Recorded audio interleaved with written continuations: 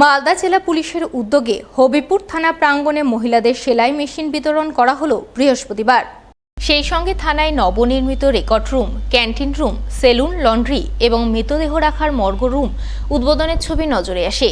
সেলাই মেশিন বিতরণ এবং উদ্বোধনী অনুষ্ঠানে উপস্থিত ছিলেন জেলা পুলিশ সুপার প্রদীপ কুমার যাদব, ডিএসপি ট্রাফিক মঙ্গেশ সুব্বা, হবিপুর থানার আইসি শোভন কর্মকার, হবিপুরের বিডিও মনোজ কাঞ্জিলাল, জেলা পরিষদের কর্মাধ্যক্ষ রেজিনা মুর্মু সহ অন্যান্যরা।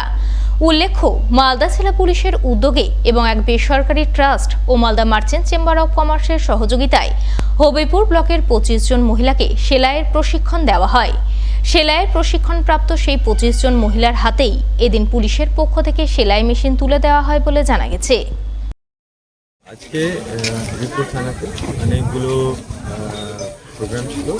এখানে সবথেকে বড় প্রোগ্রাম ছিল যে বেনেভোলেন্ট ট্রাস্ট সঙ্গে মিলে যে হবিপুর অ্যাডমিনিস্ট্রেশন আর পুলিশ থেকে 25 লেডিসকে ট্রেনিং দেওয়া হয়েছিল সুইং অ্যান্ড আদার।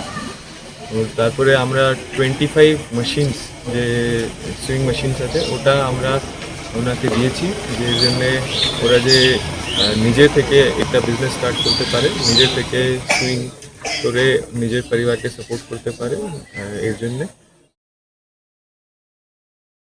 রাজ্য সড়কের ধারে পানীয় জলাধারে সাবমার্সিবল পাম্প চুরির ঘটনায় শুক্রবার জোর চাঞ্চল্য ছড়ালো মালদার হবিপুর থানার বুলবুলচন্ডির মধ্যম কেন্দুয়া এলাকায়। ঘটনায় স্থানীয় গ্রাম পঞ্চায়েত সদস্য লতিকা সিংহ জানান, মধ্যম কেন্দুয়া এলাকায় একটি পানীয় জলাধার রয়েছে। সেই জলাধারের উপর এলাকার বহু পরিবার পানীয় জলের জন্য নির্ভরশীল, অথচ সেই জলাধারের সাবমার্সিবল পাম্প বৃহস্পতিবার রাতে কেউ বা কারা চুরি করে নিয়ে গেছে, যা শুক্রবার সকালে তারা জানতে পারেন। জানার পরপরই খবর দেন হবিবপুর থানায়। খবর পেয়ে পুলিশ ঘটনাস্থলে গিয়ে তদন্ত শুরু করে। আমি ঘুম থেকে উঠে শুনলাম কি আমাদের বাড়ির সামনে যে মার্শালটা ছিল সেই মার্শালটা দেখতে পাওয়া যাচ্ছে না। এসে দেখছি কি মার্শালটাও নাই, পাইপ টাইপ কিছুই নাই, তারটা সব ছিঁড়ে টিড়ে কে নিয়ে চলে গেছে। সন্দেহ হচ্ছে না, তবে এত ঘন বস্তির মধ্যে কি করে নিয়ে গেল। আমরা চাইছি এটা একটু তদন্ত করা উচিত, না তদন্ত করলে তো এরা বার বেড়ে যাবে দিন দিন।